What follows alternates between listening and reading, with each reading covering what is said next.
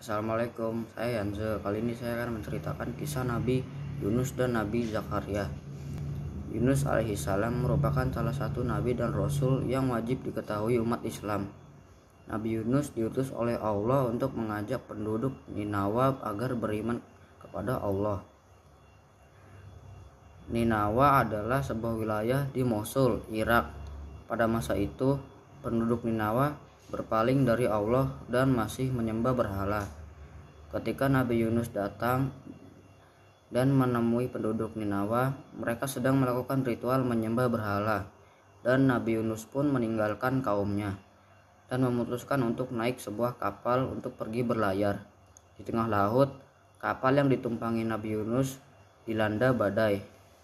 Agar kapal tidak karam, muatan kapal harus dikurangi, namun barang-barang yang sudah dilemparkan ke laut masih belum cukup untuk menghindari kapal karam.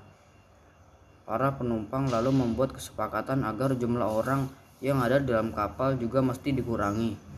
Mereka kemudian membuat undian, siapa yang keluar namanya, ia harus bersedia melompat ke laut. Setelah dilakukan undian, maka Nabi Yunus yang keluar. Nabi Yunus akhirnya melompat ke laut. Setelah terjun ke laut, seekor paus berukuran sangat besar langsung menelan tubuhnya. Allah telah mengirimkan paus dan memerintahkan ikan tersebut untuk menelan Nabi Yunus tanpa melukainya. Nabi Zakaria termasuk nabi dari kaum Bani Israel. Nabi Zakaria merupakan keturunan Nabi Sulaiman. Beliau yang merawat Maryam, ibunda Nabi Isa. Maryam binti Imran bin Matan yang masih juga merupakan anak keturunan Nabi Sulaiman alaihissalam. Ibunda Maryam bernama Hannah yang memiliki saudara perempuan bernama Lisa, dan Lisa inilah yang menjadi istri Nabi Zakaria, merupakan bibi dari Maryam.